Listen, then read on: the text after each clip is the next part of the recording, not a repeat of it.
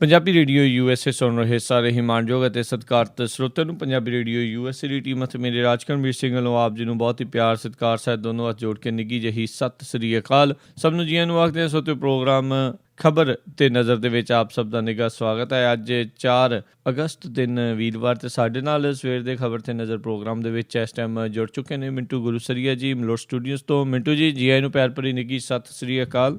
ਸ਼ੁਕਰੀਆ ਜੀ, ਸਾਰਿਆਂ ਨੂੰ ਸਤਿ ਸ੍ਰੀ ਅਕਾਲ ਜੀ। ਸਾਡੇ ਅੱਜ ਦੇ ਪ੍ਰੋਗਰਾਮ ਖਬਰ ਤੇ ਨਜ਼ਰ ਉਸ ਨੂੰ ਸਪਾਂਸਰ ਕਰਦੇ ਨੇ ਖਾਲਸਾ ਇੰਸ਼ੋਰੈਂਸ ਏਜੰਸੀ ਵਾਲੇ। ਖਾਲਸਾ ਇੰਸ਼ੋਰੈਂਸ ਏਜੰਸੀ ਵਾਲੇ ਪੂਰੇ ਅਮਰੀਕਾ ਭਰ ਦੇ ਵਿੱਚ ਹਰ ਇੱਕ ਤਰੀਕੇ ਦੀ ਇੰਸ਼ੋਰੈਂਸ ਕਰਦੇ ਨੇ। ਜੇਕਰ ਤੁਸੀਂ AARP ਦੇ ਮੈਂਬਰ ਹੋ, AARP ਦੇ ਮੈਂਬਰ ਹੋ, ਤੁਹਾਡਾ ਰੈਕਡ ਕਲੀਨ ਆ ਅਤੇ ਤੁਹਾਡੀ ਹੋਮ ਅਤੇ ਆਟੋ ਇੰਸ਼ੋਰੈਂਸ ਦੇ ਵਿੱਚ 30% ਤੱਕ ਦਾ ਡਿਸਕਾਊਂਟ ਤੁਹਾਨੂੰ ਇਹ ਦਵਾ ਸਕਦੇ ਨੇ। ਇਸ ਦੇ ਨਾਲ ਇਹ ਘਰਾਂ ਦੀ, ਕਾਰਾਂ ਦੀ, restaurants, hotel, motel, rent buildings, ਹਰ ਇੱਕ ਤਰੀਕੇ ਦੀ ਇੰਸ਼ੋਰੈਂਸ ਇਹ ਕਰਦੇ ਨੇ। ਇਸ ਤਰੀਕੇ ਦੀ ਜਾਣਕਾਰੀ ਲਈ ਇਹਨਾਂ ਨੂੰ ਕਾਲ ਕਰ ਸਕਦੇ ਹੋ 408-272-2500 ਦੇ ਉੱਤੇ। ਇਸ ਦੇ ਨਾਲ ਸੁਰਜੀਤ ਸਿੰਘ ਗੁਰਾਇਆ ਅਤੇ ਮਹਿੰਦਰ ਕੌਰ ਗੁਰਾਇਆ ਸੈਨ ਹੋਜ਼ੇ ਤੋਂ, ਉਹਨਾਂ ਦਾ ਵੀ ਬਹੁਤ ਬਹੁਤ ਧੰਨਵਾਦ। ਜੇਕਰ ਤੁਸੀਂ ਜਾਂ ਕੋਈ ਹੋਰ ਕਾਰੋਬਾਰ ਵੀ ਇਸ ਪ੍ਰੋਗਰਾਮ ਨੂੰ ਸਪਾਂਸਰ ਕਰਨਾ ਚਾਹੁੰਦੇ ਹੋ, ਸੰਪਰਕ ਕਰ ਸਕਦੇ ਹੋ ਨੰਬਰ 408-722-7698 ਦੇ ਉੱਤੇ। ਮਿੰਟੂ ਜੀ, ਗੱਲਬਾਤ ਸਿਲਸਿਲਾ ਸ਼ੁਰੂ ਕਰਦੇ ਹਾਂ। ਆਖਿਰਕਾਰ ਆਮ ਆਦਮੀ ਪਾਰਟੀ ਦੀ ਉਮੀਦਵਾਰਾਂ ਦੀ ਪਹਿਲੀ ਸੂਚੀ ਜਾਰੀ ਹੋ ਹੀ ਗਈ ਤੇ ਨਾਲ ਦੇ ਨਾਲ ਬਗਾਵਤ ਵੀ। ਸੂਚੀ ਤੋਂ ਪਹਿਲਾਂ ਹੀ ਬਗਾਵਤ ਤੇ ਸ਼ੁਰੂ ਹੋ ਗਈ ਸੀ ਨਾ ਜੀ। ਫਰੀਦਕੋਟ ਵਾਲਾ ਕਿੰਗਰਾ ਤੇ ਰਾਤ ਹੀ ਢਹਿ ਗਿਆ ਜੀ। ਸੂਚੀ ਸਵੇਰੇ ਆਈ, ਉਹ ਫਰੀਦਕੋਟ ਵਾਲਾ ਕਿੰਗਰਾ ਜਿਹੜਾ ਇਹਨਾਂ ਦਾ ਰਾਤੀ ਢਹਿ ਗਿਆ ਸੀ। ਪਰ ਬਾਅਦ ਦੇ ਵਿੱਚ ਵੀ ਉਹ ਜਿਵੇਂ ਜਿਵੇਂ ਸੂਚੀ ਅੱਗੇ ਹੋਈ, ਸਰਕੂਲੇਟ ਹੋਈ, ਤੇ ਤਿਵੇਂ ਤਿਵੇਂ ਜਿਹੜੀਆਂ ਬਾਗੀ ਸੁਰਾਂ ਸੀ ਉਹ ਤੇਜ਼ ਹੋ ਗਈਆਂ। ਕੁੱਲ ਮਿਲਾ ਕੇ ਜਿਹੜੀ ਪਲੇਠੀ ਜਿਹੜੀ ਇਹ ਲਿਸਟ ਜਾਰੀ ਹੋਈ ਆ ਆਮ ਆਦਮੀ ਪਾਰਟੀ ਦੀ, ਇਹਦੇ ਤੇ ਕਾਫੀ ਵੱਡੀ ਚਰਚਾ ਕੀਤੀ ਜਾ ਸਕਦੀ ਹੈ। ਤੁਹਾਡੇ ਕੋਲ ਵੀ ਪਹੁੰਚ ਗਈ ਹੋਣੀ, ਸਾਰੇ ਸਰੋਤਿਆਂ ਕੋਲ ਵੀ ਪਹੁੰਚ ਗਈ ਹੋਣੀ ਹੈ। ਜੇ ਇਸ ਸੂਚੀ ਤੇ ਉੱਡਦੀ ਝਾਤ ਪਾਈ ਜਾਵੇ, ਜਿਹਨੂੰ ਪੰਜਾਬੀ ਚ ਪੰਛੀ ਝਾਤ ਕਹਿੰਦੇ ਆ, ਤੇ ਇਹਦੇ ਚ ਆਮ ਆਦਮੀ ਪਾਰਟੀ ਨੇ ਬੈਲੈਂਸ ਰੱਖਣ ਦੀ ਕੋਸ਼ਿਸ਼ ਕੀਤੀ ਹੈ। ਨਵੇਂ ਚਿਹਰੇ ਆ, ਯੰਗ ਚਿਹਰੇ ਵੀ ਹੈ, ਵਿੱਚ ਸੀਨੀਅਰ ਲੀਡਰ ਵੀ ਹੈ। ਪਰ ਇੱਕ ਚੀਜ਼ ਮੈਂ ਦੇਖ ਰਿਹਾ ਸੀਗਾ, ਜਿਹੜੇ ਬਹੁਤੇ ਸੀਨੀਅਰ ਹੈ ਉਹ ਸਭ ਤੋਂ ਹੇਠਲੇ ਪਾਸੇ ਉਹਨਾਂ ਦਾ ਨਾਮ, ਤੇ ਜਿਹੜੇ ਉਡਾਰੀ ਮਾਰ ਕੇ ਆਏ ਆ, ਪੈਰਾਸ਼ੂਟ ਰਾਹੀਂ ਆਏ, ਉਹ ਉੱਤੇ ਆ, ਉਤਲੇ ਪਾਸੇ। ਸ਼ਾਇਦ ਇਹਨਾਂ ਨੇ ਨਵਾਂ ਕੰਮ ਸ਼ੁਰੂ ਕੀਤਾ, ਹੇਠਲੇ ਪਾਸਿਓਂ ਸੀਨੀਅਰਾਂ ਨੂੰ ਤਵੱਜੋ ਦਿੱਤੀ ਹੈ। ਪਰ ਇਸ ਸੂਚੀ ਨੂੰ ਜੇ ਧਿਆਨ ਦੇ ਨਾਲ ਦੇਖੀਏ ਤੇ ਕੁਝ ਚਿਹਰੇ ਆ ਜਿਨ੍ਹਾਂ ਦੇ ਬਾਰੇ ਸੁਣਿਆ ਨਹੀਂ ਹੈ, ਜਿਵੇਂ ਰੰਧਾਵਾ ਆ, ਰਾਜਪ੍ਰੀਤ ਸਿੰਘ ਰੰਧਾਵਾ, ਉਹਨਾਂ ਬਾਰੇ ਕੋਈ ਬਹੁਤਾ ਨਹੀਂ ਸੁਣਿਆ। ਪਰ ਜਿਹੜੇ ਮਸ਼ਹੂਰ ਚਿਹਰੇ ਆ ਉਹ ਹਨ HS ਫੁਲਕਾ ਜੀ, ਜਿਨ੍ਹਾਂ ਨੂੰ ਦਾਖਾ ਤੋਂ ਉਮੀਦਵਾਰ ਬਣਾਇਆ ਗਿਆ ਹੈ, ਜਾਂ ਜਿਹੜੇ ਹਿੰਮਤ ਸਿੰਘ ਸ਼ੇਰਗਿੱਲ ਹੋ ਰਹੀ ਹੈ, ਜਿਨ੍ਹਾਂ ਨੂੰ ਮੋਹਾਲੀ ਤੋਂ ਬਣਾਇਆ ਗਿਆ ਹੈ। ਇੱਦਾਂ ਹੀ ਸਾਡੇ ਇੱਥੋਂ ਮੁਕਤਸਰ ਤੋਂ ਇੱਕ ਮੁੰਡਾ ਹੈ ਜਗਦੀਪ ਬਰਾੜ, ਉਹਨੂੰ ਬਣਾਇਆ ਗਿਆ। ਯਾਨੀ ਜਿਹੜੇ 4-5 ਚਿਹਰੇ ਇੱਦਾਂ ਦੇ ਆ ਕਿ ਜਿਨ੍ਹਾਂ ਦਾ ਪਹਿਲਾਂ ਹੀ ਤੈਅ ਸੀਗਾ ਕਿ ਇਹਨਾਂ ਨੂੰ ਟਿਕਟ ਮਿਲੇਗੀ। ਵਿੱਚ 1-2 ਸੱਜਣ ਇਹੋ ਜਿਹੇ ਵੀ ਆ ਜਿਹੜੇ ਜਿਨ੍ਹਾਂ ਨੂੰ ਇੱਕ ਨੂੰ ਤੇ ਪੁਰਾਣਾ ਪੁਰਜਾ ਕਹਿ ਸਕਦੇ ਹੋ, ਮੋਹਨ ਸਿੰਘ ਫਲੀਆਂ ਵਾਲਾ, ਉਹ ਬੜਾ ਪੁਰਾਣਾ ਖਿਡਾਰੀ ਹੈ, ਸਿਆਸੀ ਖਿਡਾਰੀ ਹੈ। ਕੁਛ ਸਮਾਂ ਪਹਿਲਾਂ ਹਵਾ ਦਾ ਰੁਖ ਵੇਖ ਕੇ ਇੱਧਰ ਨੂੰ ਆ ਗਿਆ। ਪਹਿਲਾਂ ਉਹ ਬਹੁਜਨ ਸਮਾਜ ਪਾਰਟੀ ਦੀ ਟਿਕਟ ਤੋਂ MP ਵੀ ਜਿੱਤਿਆ ਸੀਗਾ, ਪਰ ਲੋਕਾਂ ਵੱਲੋਂ ਲਗਾਤਾਰ ਨਕਾਰਨ ਤੇ ਫਿਰ ਉਹਨੇ ਇੱਧਰ ਜਗਾੜਮੈਂਟ ਕਰ ਲਿਆ, ਸੋ ਉਹ ਵੀ ਆ ਗਿਆ, ਉਹ ਵੀ ਟਿਕਟ ਲੈ ਗਿਆ। ਦੂਜੇ ਪਾਸੇ ਇੱਕ ਸੱਜਣ ਉਹ ਵੀ ਹੈ ਜਿਹੜਾ ਸੁਲਤਾਨਪੁਰ ਤੋਂ ਟਿਕਟ ਲੈ ਗਿਆ। ਅੱਜ ਇਹ ਸੱਜਣ ਉਹਨਾਂ ਲੋਕਾਂ ਦੇ ਖਿਲਾਫ ਹੀ ਜੰਗ ਲੜਨ ਲਈ ਉਤਰਿਆ ਜਿਨ੍ਹਾਂ ਦੇ ਰਿਮੋਟ ਤੇ ਇਹ 6-7 ਸਾਲ ਮਲੋਟ ਦੇ ਵਿੱਚ ਕੰਮ ਕਰਦਾ ਰਿਹਾ। ਇਹ ਇਸ ਤਰ੍ਹਾਂ ਦੇ ਕਈ ਆਪਾਂ ਚਰਚਾ ਕਰ ਸਕਦੇ ਹਾਂ ਕਈ ਪਹਿਲੂਆਂ ਤੇ। ਪਰ ਇਹ ਜਿਹੜੀ ਬਗਾਵਤ ਆ ਇਕੱਲੀ ਉਹ ਹਰਦੀਪ ਨੇ ਨਹੀਂ ਕੀਤੀ। ਜਿਵੇਂ ਇਹ ਸੂਚੀ ਬਾਹਰ ਆਈ, ਇਹਨਾਂ ਦੀ ਜਿਹੜੀ ਬਗਾਵਤ ਵਾਲੀ ਧੂਣੀ ਸੀ ਕਾਫੀ ਵੱਡੇ ਪੱਧਰ ਤੇ ਤੁਖੀ, ਔਰ ਇਹ ਐਸੀ ਤਵੱਕੋ ਸੀ, ਐਸੀ ਉਮੀਦ ਸੀ। ਇਸੇ ਕਰਕੇ ਇਹਨਾਂ ਨੇ ਵੇਖਿਆ ਕਿ ਪਹਿਲਾਂ ਟੀਕਾ ਲਾ ਕੇ ਵੇਖ ਲਓ, ਪਹਿਲਾਂ 26 ਦੀ ਕਰਨੀ ਸੀ, ਫਿਰ 25 ਦੀ ਕੀਤੀ, ਫਿਰ 19 ਦੀ ਕੀਤੀ।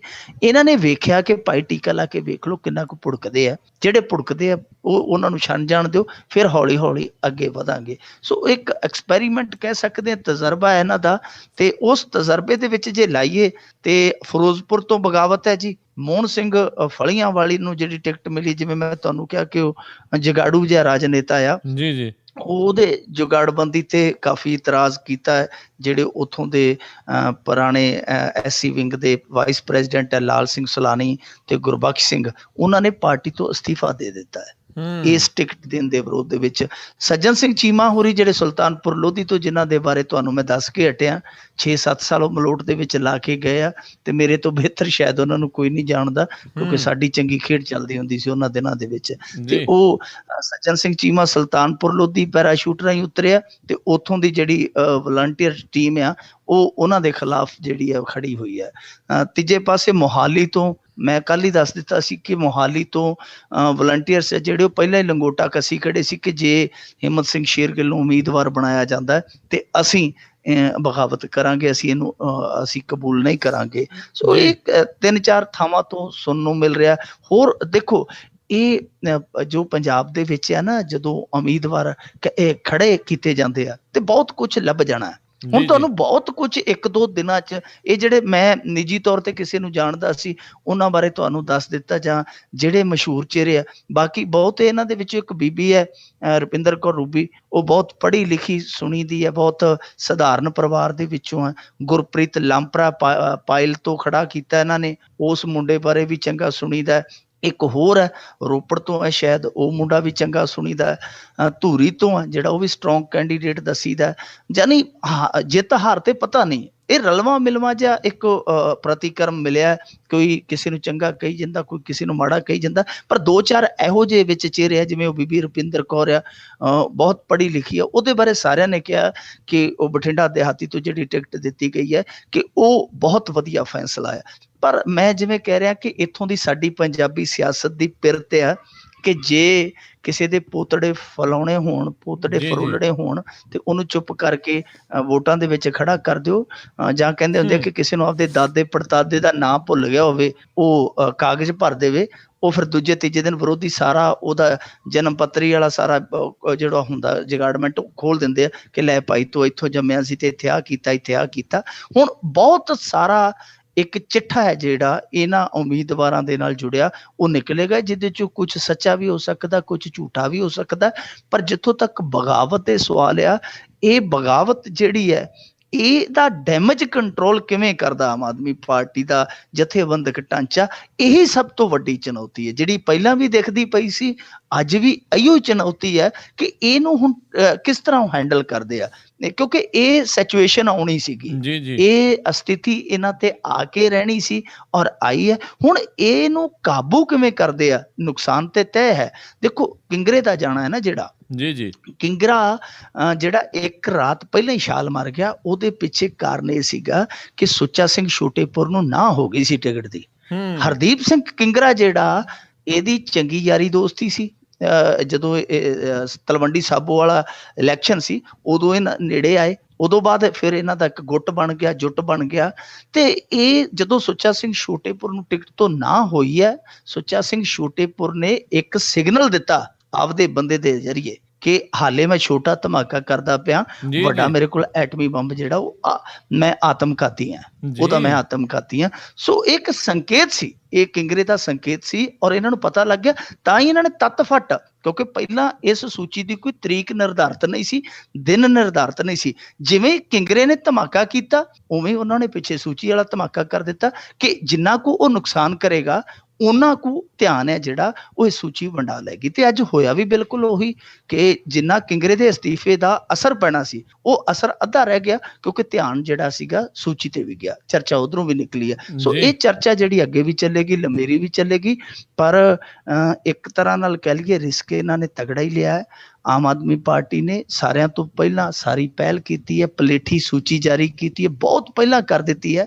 ਹੁਣ ਦੇਖੋ ਇਹਦਾ ਫਾਇਦਾ ਵੀ ਹੋ ਸਕਦਾ ਤੇ ਨੁਕਸਾਨ ਵੀ ਹੋ ਸਕਦਾ। ਜੇ ਮਿਹਨਤ ਕਰਨ ਇਹਨਾਂ ਦੇ ਕੈਂਡੀਡੇਟ ਤੇ ਉਹ ਬਹੁਤ ਕੁਝ ਹਾਸਲ ਵੀ ਕਰ ਸਕਦੇ ਆ, ਤੇ ਜੇ ਆਮ ਆਦਮੀ ਪਾਰਟੀ ਵਾਲਿਆਂ ਨੇ ਜਿਹੜੇ ਬਾਗੀ ਹੈ ਉਹ ਖੁੱਲੇ ਛੱਡੇ ਤੇ ਜੇ ਕਹਤਾ ਕਿ ਕੋਈ ਗੱਲ ਨਹੀਂ, ਜਿਹੜਾ ਜਿੱਧਰ ਮਰਜ਼ੀ ਘੋੜੇ ਭਜਾਈ ਫਿਰੇ, ਉਹ ਨੁਕਸਾਨ ਵੀ ਹੋ ਸਕਦਾ। ਸੋ ਨਵੀਆਂ ਵਿਉਂਤਾਂ ਇਹਨਾਂ ਨੂੰ ਘੜਨੀਆਂ ਪੈਣਗੀਆਂ।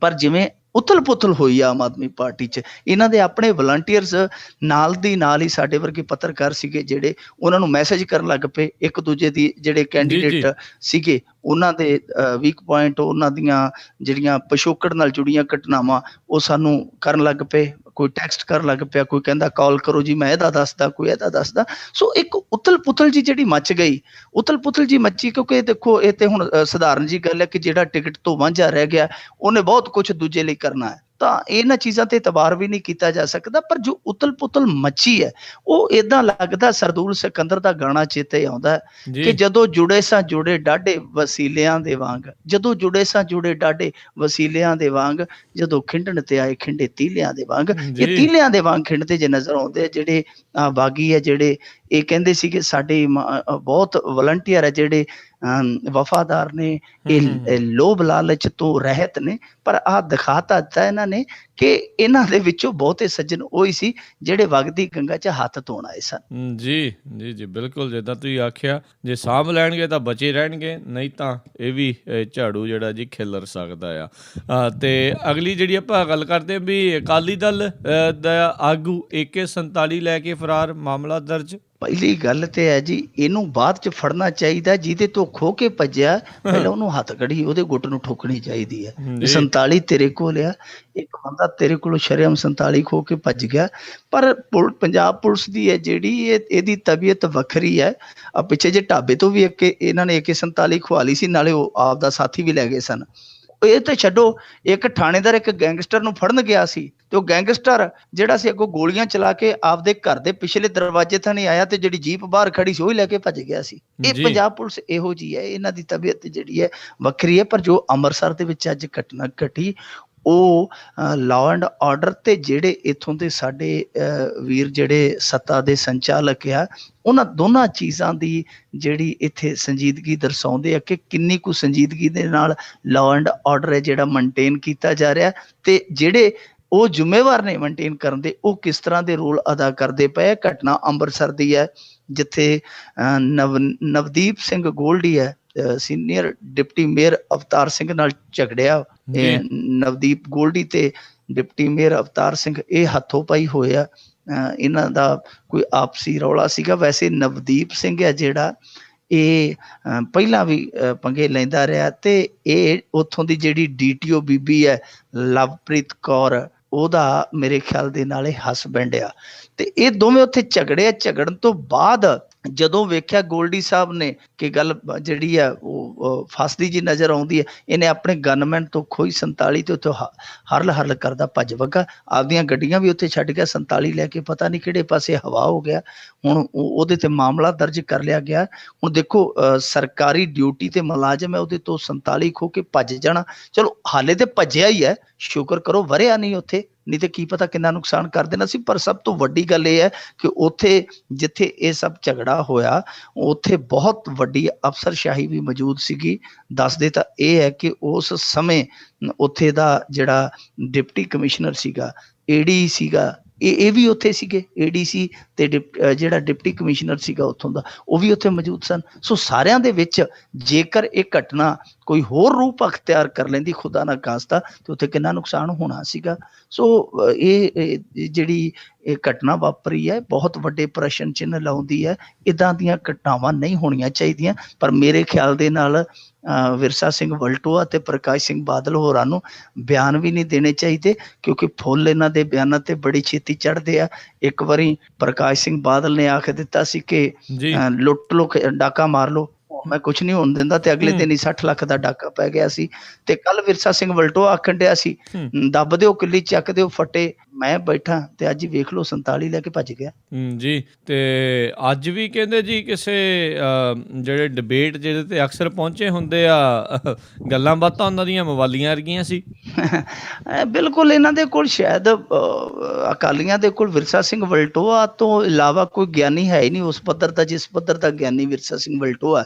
ਉਹਨੂੰ ਇਤਿਹਾਸ ਦਾ ਵੀ ਬੜਾ ਗਿਆਨ ਆ। ਉਹ ਜਿਹੜੇ ਬਾਬਾ ਸਾਹਿਬ ਭੀਮ ਰਾਓ ਅੰਬੇਦਕਰ, ਉਹਨਾਂ ਤੇ ਵੀ ਟਿੱਪਣੀ ਇਹੋ ਜਿਹੀ ਕਰ ਲੈਂਦਾ, ਮੁੜ ਕੇ ਗੱਲ ਦੇਣੀ ਆ ਜਾਂਦੀ ਹੈ ਕਿ ਜੇ ਉਹ ਬੋਲਦਾ, ਉਹਦੀ ਬੋਲ ਬਾਣੀ ਇਹੋ ਜਿਹੀ ਹੈ ਕਿ ਉਹ ਚੁਣਿਆ ਹੋਇਆ ਨੁਮਾਇੰਦਾ ਘੱਟ ਤੇ ਕਿਸੇ ਗਲੀ ਨੁੱਕਰ ਤੇ ਬੈਠਾ ਜਿਹੜਾ ਹੁੰਦਾ ਬੰਦਾ ਉਹ ਜ਼ਿਆਦਾ ਲੱਗਦਾ। ਅੱਜ ਵੀ ਹੁਣ ਡਿਬੇਟ ਹੋਈ ਜਾਂਦਾ ਸੀ ਆਮ ਆਦਮੀ ਪਾਰਟੀ ਦੀ ਬਗਾਵਤ ਨੂੰ ਲੈ ਕੇ, ਤੇ ਉਧਰੋਂ ਆਮ ਆਦਮੀ ਪਾਰਟੀ ਦਾ ਨੌਜਵਾਨ ਮੁੰਡਾ ਅਮਨ ਅਰੋੜਾ ਜਿਹੜਾ ਕਾਂਗਰਸ ਚੋਂ ਇੱਧਰ ਆਇਆ ਹੈ, ਉਹ ਉਧਰੋਂ ਰਿਪਰੈਜ਼ੈਂਟ ਕਰਦਾ ਪਿਆ ਸੀ ਤੇ ਜਿਹੜਾ ਵਲਟੋ ਆ ਉਹਨੂੰ ਐ ਕਹਿ ਰਿਹਾ ਸੀ, ਕਹਿੰਦਾ ਕਿਤੇ ਟੱਕਰ ਤੇ ਸਹੀ ਕੱਲਾ, ਇਹਨੂੰ ਮੈਂ ਦੱਸੂਗਾ।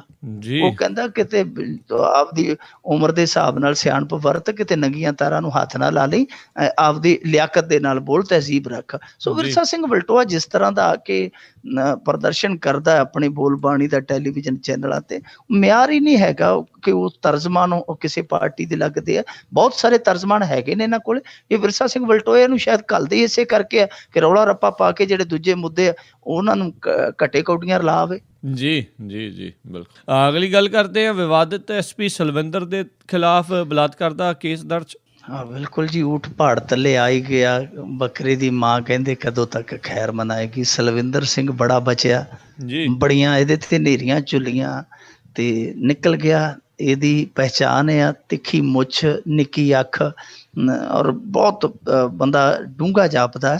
ਤੇ ਜਿਸ ਤਰੀਕੇ ਦੇ ਨਾਲ ਬਚਿਆ ਇਹ ਫੇਟ ਦੇ ਵਿੱਚੋਂ, ਸਾਰੇ ਹੈਰਾਨ ਸਨ ਕਿ ਸਲਵਿੰਦਰ ਸਿੰਘ ਕੋਲ ਗਿੱਦੜ ਸਿੰਘੀ ਕਿਹੜੀ ਹੈ ਕਿ ਏਡੀ ਵੱਡੀ ਚਪੇਟ ਦੇ ਵਿੱਚੋਂ ਨਿਕਲ ਗਿਆ। ਪਰ ਮਸਲਾ ਜਿਹੜਾ ਉਹ ਨਿਕਲਿਆ ਨਹੀਂ ਸੀ, ਉਦੋਂ ਮਜਬੂਰੀਆਂ ਕੁਝ ਹੋਰ ਸਨ। ਹੁਣ ਦੇਖੋ ਇਹਦੇ ਤੇ ਕੇਸ ਦਰਜ ਹੋਇਆ ਧਾਰਾ 376 ਅਧੀਨ ਤੇ ਰਿਸ਼ਵਤ ਦਾ ਮਾਮਲਾ ਵੀ ਦਰਜ ਹੋਇਆ। ਤੇ ਇਹ ਕੇਸ ਆ ਜਿਹੜਾ ਇਹ ਇੱਕ ਔਰਤ ਨੇ ਕੀਤਾ ਸੀਗਾ, ਜਿਹਨੇ ਦਾਅਵਾ ਕੀਤਾ ਸੀਗਾ ਕਿ ਇਹਨੇ ਮੇਰਾ ਜਿਨਸੀ ਸ਼ੋਸ਼ਣ ਕੀਤਾ ਸ਼ਾਦੀ ਦਾ ਲਾਰਾ ਲਾ ਕੇ। ਔਰ ਇਹਦਾ ਮਾਮਲਾ ਇੱਕ ਹਾਲੇ ਹੋਰ ਪਿਆ ਪੈਂਡਿੰਗ। ਉਹ ਇਹਦੇ ਮਹਿਕਮੇ ਦੀਆਂ ਸਪੈਣਾਂ ਨੇ ਲਾਇਆ ਕਿ ਸਾਡੇ ਨਾਲ ਇਹਨੇ ਛੇੜਛਾੜ ਕੀਤੀ ਹੈ, ਉਹਦੀ ਵੀ ਇਹ ਸੁਣਵਾਈ ਹੋ ਰਹੀ ਹੈ। ਯਾਨੀ ਦੋਵੇਂ ਪਾਸੇ ਹੀ ਇਹਦੀ ਜਾਨ ਹੈ ਸਕੰਜੇ ਦੇ ਵਿੱਚ ਆ। ਇੱਕ ਤੇ ਕੇਸ ਦਰਜ ਹੋ ਗਿਆ ਧਾਰਾ 376, 506 ਤੇ 34 IPS, ਇਹਦੇ ਵਿੱਚ ਸਿੱਧੀ ਇਹਦੀ ਗ੍ਰਿਫਤਾਰੀ ਹੋਏਗੀ, ਕੋਈ ਬਚਣ ਦਾ ਇਮਕਾਨ ਨਹੀਂ ਹੈ। ਧਾਰਾ 376 ਦੇ ਅਧੀਨ ਜੇ ਕਿਤੇ ਇਹ ਰਾਜੀਨਾਮਾ ਨਹੀਂ ਕਰਦਾ ਜਾਂ ਕੋਈ ਨਿਪਟਾਉਂਦਾ ਨਹੀਂ ਤੇ ਫਿਰ ਇਹਨੂੰ 10 ਸਾਲ ਦਾ ਵੱਟਾ ਵੀ ਰੱਖਿਆ ਜਾ ਸਕਦਾ। ਦੂਜੇ ਪਾਸੇ ਜੇ ਉਹ ਸਪੈਣਾਂ ਜਿਹੜੀਆਂ ਇਹਦੀ ਵਿਭਾਗ ਦੀਆਂ ਜਿਨ੍ਹਾਂ ਨੇ ਇਹਦੇ ਤੇ ਦੋਸ਼ ਲਾਇਆ ਸੀ ਛੇੜਛਾੜ ਦਾ, ਜੇ ਉਹ ਵੀ ਆਪਣੇ ਬਿਆਨ ਤੇ ਕਾਇਮ ਰਹਿੰਦੀਆਂ ਜਿਵੇਂ ਉਹਨਾਂ ਨੇ ਕੱਲ ਫੇਰ ਬਿਆਨ ਦਿੱਤਾ ਹੈ, ਤੇ ਇਹਨੂੰ ਉਸ ਕੇਸ ਦੇ ਵਿੱਚ ਵੀ ਮੋਟੀ ਸਜ਼ਾ ਹੋ ਸਕਦੀ ਹੈ। ਯਾਨੀ ਸਲਵਿੰਦਰ ਦੇ ਚੰਗੇ ਦਿਨ, ਅੱਛੇ ਦਿਨ ਸੀਗੇ ਜਿਹੜੇ ਉਹ ਲੱਦ ਗਏ ਜਾਪਦੇ ਆ। ਹੁਣ ਦੇਖੋ ਇਹ ਕੇਸ ਜਿਹੜਾ 2014 ਦਾ ਹੈ, ਉਹ ਬੀਬੀ ਤਰਲੇ ਮਾਰਦੀ ਫਿਰਦੀ ਸੀ ਕਈ ਸਾਲਾਂ ਤੋਂ। ਮੇਰੇ ਖਿਆਲ ਦੇ ਨਾਲ ਲਗਭਗ 2.5 ਸਾਲ ਹੋ ਗਏ ਉਹਨੂੰ ਤਰਲੇ ਮਾਰਦੀ ਨੂੰ ਕਿ ਮੈਨੂੰ ਇਨਸਾਫ ਦਿਵਾਓ, ਇਨਸਾਫ ਦਿਵਾਓ।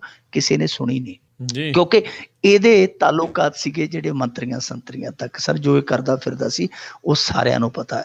ਹੁਣ ਸਾਰੇ ਜਿਹੜੇ ਭੇਦ ਆ ਉਹਦੇ ਖੁੱਲ ਗਏ ਆ।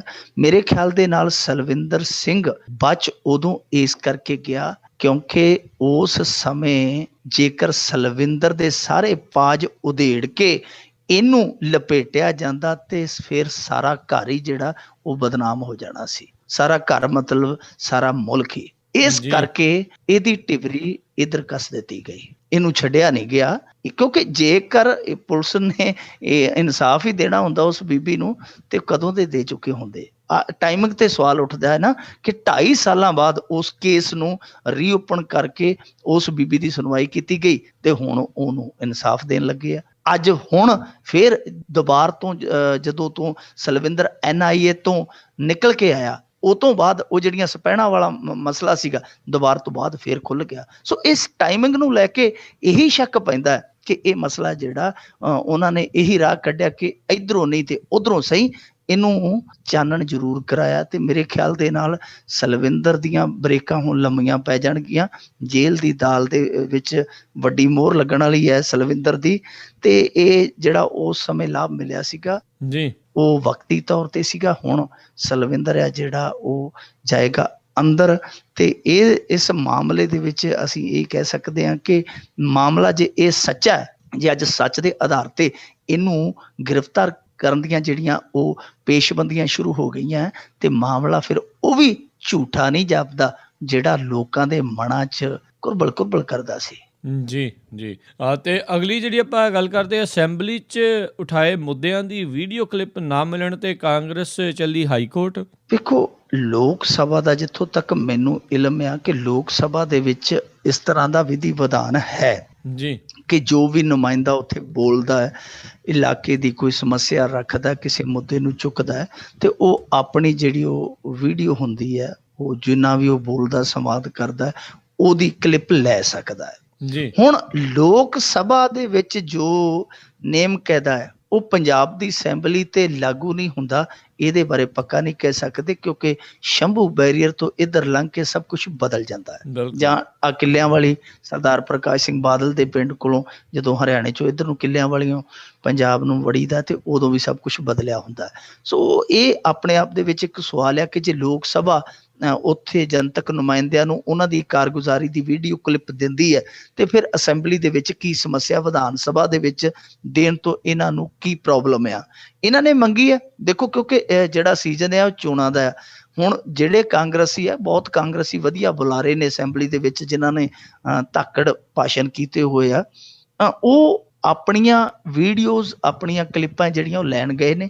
ਸਪੀਕਰ ਨੇ ਪਹਿਲਾਂ ਤੇ ਮੀਟਿੰਗ ਸੱਦ ਲਈ, ਪਰ ਟਾਈਮ ਦੇ ਟਾਈਮ ਜਦੋਂ ਕਿਤੋਂ ਉੱਤੋਂ ਟੈਲੀਫੋਨ ਆਇਆ ਉਦੋਂ ਨਾਲ ਦੀ ਨਾਲ ਉਹਨੇ ਮੀਟਿੰਗ ਹੈ ਜਿਹੜੀ ਉਹ ਇਸ ਮਾਮਲੇ ਵਾਲੀ ਉਹ ਬਰਤਰਫ ਕਰ ਦਿੱਤੀ। ਉਹਨਾਂ ਚੰਨੀ ਨੇ ਕਿਹਾ ਕਿ ਜਾਣਬੁੱਝ ਕੇ ਸਭ ਕੁਝ ਕੀਤਾ ਜਾ ਰਿਹਾ, ਅਸੀਂ ਹੁਣ ਹਾਈ ਕੋਰਟ ਜਾਵਾਂਗੇ, ਹਾਈ ਕੋਰਟ ਦੇ ਵਿੱਚੋਂ ਅਸੀਂ ਪਰਮਿਸ਼ਨ ਲੈ ਕੇ ਇਹ ਕਲਿੱਪਾਂ ਲਵਾਂਗੇ। ਸੋ ਉਹ ਇਹ ਸਰਕਾਰ ਜਿਹੜੀ ਹੈ ਇਕੱਲਾ ਵੀਡੀਓ ਕਲਿੱਪਾਂ ਦਾ ਨਹੀਂ, ਇੱਥੇ ਇੱਕ ਬੰਦੇ ਨੇ ਖੁਦਕੁਸ਼ੀਆਂ ਬਾਰੇ RTI ਪਾਈ ਕਿ ਜਿਹੜੀਆਂ 3 ਯੂਨੀਵਰਸਿਟੀਆਂ ਨੇ ਸਰਵੇ ਕਰਾਇਆ ਸੀ ਉਹਦਾ ਸਾਰਾ ਮੈਨੂੰ ਬਿਊਰਾ ਦਿੱਤਾ ਜਾਵੇ ਕਿ ਉਹਨਾਂ ਦਾ ਆਧਾਰ ਕੀ ਸੀ, ਖਰਚਾ ਕੀ ਆਇਆ, ਉਹਨਾਂ ਨੇ ਕਿੱਥੇ ਕਿੱਥੇ ਜਾ ਕੇ ਸਰਵੇ ਕੀਤਾ। ਤੇ ਤਿੰਨੋਂ ਹੀ ਯੂਨੀਵਰਸਿਟੀਆਂ ਨੇ, ਅੰਮ੍ਰਿਤਸਰ ਯੂਨੀਵਰਸਿਟੀ, ਚੰਡੀਗੜ੍ਹ ਯੂਨੀਵਰਸਿਟੀ ਤੇ ਪਟਿਆਲਾ ਯੂਨੀਵਰਸਿਟੀ, ਤਿੰਨਾਂ ਨੇ ਕਹਿ ਦਿੱਤਾ ਜੀ ਤੁਸੀਂ ਫਲਾਣੇ ਮਹਿਕਮੇ ਤੋਂ ਪੁੱਛ ਲਓ, ਅਸੀਂ ਨਹੀਂ ਦੱਸ ਸਕਦੇ। ਮਹਿਕਮੇ ਨੂੰ ਪੁੱਛਿਆ, ਉਹ ਸਾਫ਼ ਹੀ ਮੁੱਕਰ ਗਏ। ਇਹਦਾ ਮਤਲਬ ਇਹ ਸੀਗਾ ਕਿ ਸਰਕਾਰ ਨੇ ਆંકੜੇ ਦੇਣ ਤੇ ਰੋਕ ਲਾਈ ਹੋਈ ਹੈ। ਆ ਪਿੱਛੇ ਜੇ ਸਾਡੇ ਅਖਬਾਰਾਂ ਨੇ ਸਾਨੂੰ ਇੱਕ ਟਾਸਕ ਤੇ ਭੇਜਿਆ ਕਿ ਜਿਹੜੇ ਤੁਹਾਡੇ ਇਲਾਕਿਆਂ ਦੇ ਵਿੱਚ ਨਸ਼ਾ ਛਡਾਊ ਕੇਂਦਰ ਆ, ਤੁਸੀਂ ਉਹਨਾਂ ਦੇ ਵਿੱਚ ਜਾਓ, ਦੇਖੋ ਮਰੀਜ਼ ਕਿੰਨੇ ਕਿੰਨੇ ਆ, ਗਿਣ ਕੇ ਆਓ, ਮਰੀਜ਼ਾਂ ਨਾਲ ਗੱਲਬਾਤ ਕਰੋ, ਕਿਸ ਤਰ੍ਹਾਂ ਦਾ ਇਲਾਜ ਹੋ ਰਿਹਾ। ਅਸੀਂ 5-7 ਇਸ ਤਰ੍ਹਾਂ ਦੇ ਕੇਂਦਰਾਂ ਤੇ ਗਏ, ਮੈਂ ਤੇ ਮੇਰਾ ਸਾਥੀ। ਤੁਸੀਂ ਸੱਚ ਜਾਣੋ, ਸਾਨੂੰ ਅੰਦਰ ਹੀ ਨਹੀਂ ਜਾਣ ਦਿੱਤਾ ਗਿਆ। ਡਾਕਟਰ ਸਾਹਿਬ ਸੀਗੇ ਜਿਹੜੇ, ਬੀਬੀ ਡਾਕਟਰ ਵੀ ਸੀਗੇ ਇੱਕ, ਬਾਕੀ ਬਹੁਤੇ ਡਾਕਟਰ ਸਾਹਿਬਾਨ ਸਾਨੂੰ ਮਿਲੇ। ਉਹਨਾਂ ਨੇ ਕਿਹਾ ਕਿ ਇਹ ਦੇਖੋ ਤੁਹਾਡੀ ਸਾਡੀ ਹੈ ਜਿਹੜੀ ਉਹ ਬਿਲਕੁਲ ਇੱਕ ਦੋਸਤੀ ਹੈ, ਅਸੀਂ ਤੁਹਾਡਾ ਸ਼ਿਸ਼ਟਾਚਾਰੀ ਸਤਿਕਾਰ ਕਰਦੇ ਹਾਂ, ਪਰ ਇਹ ਸਾਨੂੰ ਉੱਤੋਂ ਹੁਕਮ ਆ, ਅਸੀਂ ਨਾ ਤੇ ਕਿਸੇ ਨਸ਼ੇੜੀ ਨੂੰ ਮਿਲਣ ਦੇਣਾ ਵਾ ਤੇ ਨਾ ਹੀ ਅਸੀਂ ਕੋਈ ਆંકੜਾ ਤੁਹਾਨੂੰ ਆਫੀਸ਼ੀਅਲੀ ਪ੍ਰੋਵਾਈਡ ਕਰਾ ਸਕਦੇ ਹਾਂ। ਜੇ ਤੁਸੀਂ ਲੈਣਾ ਹੈ ਤੇ ਸਾਡੇ ਜਿਹੜੇ ਉੱਤੇ ਸਕੱਤਰ ਬੈਠੇ ਆ ਸਿਹਤ ਮਹਿਕਮੇ ਦੇ, ਉਹਨਾਂ ਨਾਲ ਗੱਲ ਕਰੋ। ਉਹਨਾਂ ਨਾਲ ਗੱਲ ਕੀਤੀ, ਉਹਨਾਂ ਨੇ ਕਿਹਾ ਜੀ ਕਿ ਸਾਨੂੰ ਤੇ ਜ਼ਬਾਨੀ ਹੁਕਮ ਹੋਇਆ, ਅਸੀਂ ਆંકੜੇ ਨਹੀਂ ਦੇ ਸਕਦੇ, ਤੁਸੀਂ RTI ਪਾ ਲਓ। ਹੁਣ RTI ਪਾਇਆ ਤੋਂ ਵੀ ਆંકੜੇ ਨਹੀਂ ਦਿੱਤੇ ਜਾ ਰਹੇ। ਸੋ ਇਹਦਾ ਮਤਲਬ ਇਹ ਆ ਕਿ ਜਿਵੇਂ ਵੀਡੀਓ ਕਲਿੱਪ ਨੂੰ ਜੋੜ ਸਕਦੇ ਆ ਨਾਲ ਆਪਾਂ ਉਹ RTI ਜੋੜ ਸਕਦੇ ਆ। ਜਿਸ ਤਰ੍ਹਾਂ ਮੈਂ ਆਪਣਾ ਨਿੱਜੀ ਤਜਰਬਾ ਤੁਹਾਡੇ ਨਾਲ ਸਾਂਝਾ ਕੀਤਾ, ਇਸ ਆਧਾਰ ਤੇ ਕਹਿ ਸਕਦੇ ਆ ਕਿ ਆંકੜਿਆਂ ਨੂੰ ਜਾਣ-ਬੁੱਝ ਕੇ ਰੋਕਿਆ ਜਾ ਰਿਹਾ, ਜੋ ਕਿ ਉਲਟ ਹੈ, ਬਿਲਕੁਲ ਨਿਯਮਾਂ ਦੇ ਉਲਟ ਆ। ਜੀ ਜੀ ਜੀ। ਅਗਲੀ ਆਪਾਂ ਜੇ ਗੱਲ ਕਰੀਏ ਵੀ ਪੰਜਾਬ ਦੇ ਸਕੂਲ ਹੁਣ ਨਹੀਂ ਲੈ ਸਕਣਗੇ ਦੁਬਾਰਾ ਦਾਖਲਾ ਫੀਸ। ਇਹ ਫੀਸ ਦਾਖਲਾ ਜਿਹੜੀ ਹੈ, ਦੁਬਾਰਾ ਦਾਖਲਾ ਫੀਸ ਹੈ, ਨਹੀਂ ਲੈ ਸਕਣਗੇ। ਇਹਦਾ ਇੱਕ ਬਹੁਤ ਵੱਡਾ ਨਾ ਵਿਵਾਦ ਚੱਲਦਾ ਪੰਜਾਬ ਦੇ ਵਿੱਚ। ਬਹੁਤ ਸਾਰੇ ਪੇਰੈਂਟਸ ਦੇਖੋ, ਅੱਜ ਕੋਈ ਵੀ ਮੱਧ ਵਰਗੀ ਬੰਦਾ ਆ ਜਾਂ ਨਿਮਨ ਵਰਗ ਦਾ ਹੈ, ਇਹ 2 ਵਰਗ ਹੈ ਜਿਹੜੇ, ਇਹਨਾਂ ਦੀ ਜਿਹੜੀ ਇਨਕਮ ਹੈ ਉਹ ਸਿਹਤ ਤੇ ਪੜ੍ਹਾਈ, ਸਾਰੀ ਇਨਕਮ ਹੈ ਜਿਹੜੀ ਉਹ ਇਹਨਾਂ 2 ਚੀਜ਼ਾਂ ਤੇ ਖਰਚ ਹੋ ਰਹੀ ਹੈ। ਉਲਟਾ ਜਿਹੜਾ ਕਰਜ਼ਾ ਚੜ੍ਹਦਾ ਉਹ ਇਹਨਾਂ 2 ਚੀਜ਼ਾਂ ਕਰਕੇ ਚੜ੍ਹਦਾ। ਅੱਜ ਮੈਂ ਦੇਖਦਾ ਪਿਆ ਵਾਂ ਕਿ ਵੱਡੇ ਵੱਡੇ ਸਰਦਾਰ ਜਿਨ੍ਹਾਂ ਨੂੰ ਆਪਾਂ ਕਹਿੰਦੇ ਆ ਕਿ ਸਾਡੇ ਇਲਾਕੇ ਦੇ ਵਿੱਚ 30-30, 40-40 ਕਿੱਲਿਆਂ ਵਾਲੇ, ਉਹਨਾਂ ਨੇ ਵੀ ਧਰਨੇ ਲਾਏ ਆ ਸਕੂਲਾਂ ਦੇ ਇਹ ਪ੍ਰਬੰਧਾਂ ਦੇ ਖਿਲਾਫ ਕਿ ਨਹੀਂ, ਇਹ ਕੁਛ ਨਹੀਂ ਹੋਣਾ ਚਾਹੀਦਾ। ਜਿਹੜੇ ਬੰਦੇ ਕਦੇ ਮੁੱਛ ਤੋਂ ਹੱਥ ਨਹੀਂ ਸੀ ਚੁੱਕਦੇ, ਉਹਨਾਂ ਨੇ ਵੀ ਹੱਥ ਹਿਲਾਏ ਆ ਕਿ ਸਾਡੇ ਹੱਕ ਸਾਨੂੰ ਦਿਓ, ਜੋ ਨੇਮ ਕਹਿੰਦੇ ਉਹਨਾਂ ਨੂੰ ਲਾਗੂ ਕਰੋ। ਦੇਖੋ ਇਹ ਬੜੀ ਕਮਾਲ ਦੀ ਇੱਕ ਵਿਵਸਥਾ ਹੈ ਕਿ ਹਰੇਕ ਸਾਲ ਐਡਮਿਸ਼ਨ, ਜਦੋਂ ਬੱਚਾ ਜਿਹੜੀ ਨਰਸਰੀ ਕਲਾਸ ਹੈ, ਜਿਹਨੂੰ ਆਪਾਂ ਕਹਿ ਦਿੰਦੇ ਮੁੱਢਲੀ ਕਲਾਸ ਹੈ, ਜਦੋਂ ਉਹਦੇ 'ਚ ਚਲਾ ਗਿਆ, ਜਾ ਕੇ ਉਹਨੇ ਐਡਮਿਸ਼ਨ ਲੈ ਲਈ ਸਕੂਲ 'ਚ, ਫਿਰ ਉਹ ਜਦੋਂ ਮੰਨ ਲਓ LKG 'ਚ ਹੁੰਦਾ, ਫਿਰ ਉੱਥੇ ਐਡਮਿਸ਼ਨ ਦੁਬਾਰਾ ਹੋਣ ਦਾ ਮਤਲਬ ਹੀ ਨਹੀਂ। ਪਰ ਇੱਥੇ ਕੀ ਹੈ ਕਿ ਜਿੰਨੀ ਐਡਮਿਸ਼ਨ ਤੁਸੀਂ ਨਰਸਰੀ 'ਚ ਦਿੱਤੀ, ਉਨੀ LKG 'ਚ, ਉਨੀ UKG 'ਚ, ਉਨੀ ਫਸਟ 'ਚ, ਅੱਗੋਂ ਸਗੋਂ ਵਧਾਉਂਦੇ ਜਾਂਦੇ ਆ। ਉੱਤੋਂ ਫਿਰ ਇਹ ਹੈ ਕਿ ਸਰਕਾਰੀ ਸਕੂਲਾਂ ਦੀ ਤੇ ਹੁਣ ਕਹਾਣੀ ਖਤਮ ਹੈ। ਨਿੱਜੀ ਸਕੂਲਾਂ ਨੇ ਇਸ ਚੀਜ਼ ਦਾ ਲਾਹਾ ਚੁੱਕਿਆ, ਉਹਨਾਂ ਨੇ ਵਿੱਚੇ ਹੀ ਆਪਣੀਆਂ ਵਰਦੀਆਂ ਰੱਖੀਆਂ ਹੋਈਆਂ ਨੇ, ਵਿੱਚੇ ਹੀ ਕਿਤਾਬਾਂ, ਵਿੱਚੇ ਹੀ ਹੋਰ ਸਾਜੋ ਸਮਾਨ ਜੋ ਹੁੰਦਾ ਪੜ੍ਹਾਈ ਨਾਲ ਜੁੜਿਆ, ਇਹ ਸਾਰੀਆਂ ਚੀਜ਼ਾਂ, ਜਾਂ ਉਹਨਾਂ ਨੇ ਦੁਕਾਨਾਂ ਦੇ ਨਾਲ ਸੈਟਲਮੈਂਟ ਕੀਤੀ ਹੋਈ ਹੈ ਕਿ ਫਲਾਣੀ ਦੁਕਾਨ ਤੋਂ ਇਹ ਸਮਾਨ ਮਿਲੇਗਾ। ਉਹਨਾਂ ਦੇ ਪ੍ਰੋਡਕਟ ਹੈ ਜਿਹੜੇ ਪਾਸਿਓਂ ਨਹੀਂ ਮਿਲਦੇ, ਉਹ ਪੇਰੈਂਟਸ ਹੈ ਜਿਹੜੇ, ਮਾਪੇ ਆ ਜਿਹੜੇ, ਉਹ ਮਜਬੂਰ ਹੋ ਕੇ ਉਹਨਾਂ ਦੇ ਕੋਲ ਜਾ ਕੇ ਛਿੱਲ ਲਵਾਉਂਦੇ ਆਪਣੇ ਆਪ, ਭਾਈ ਲਾਓ ਛਿੱਲ ਡਰਿੱਲ ਸਾਡੀ। ਸੋ ਇਹ ਚੀਜ਼ ਇੱਕ ਬਹੁਤ ਵੱਡਾ ਮੁੱਦਾ ਬਣੀ ਖੜੀ ਸੀ ਪੰਜਾਬ ਦੇ ਵਿੱਚ, ਆਰਥਿਕ ਲੁੱਟ ਹੋ ਰਹੀ ਸੀਗੀ।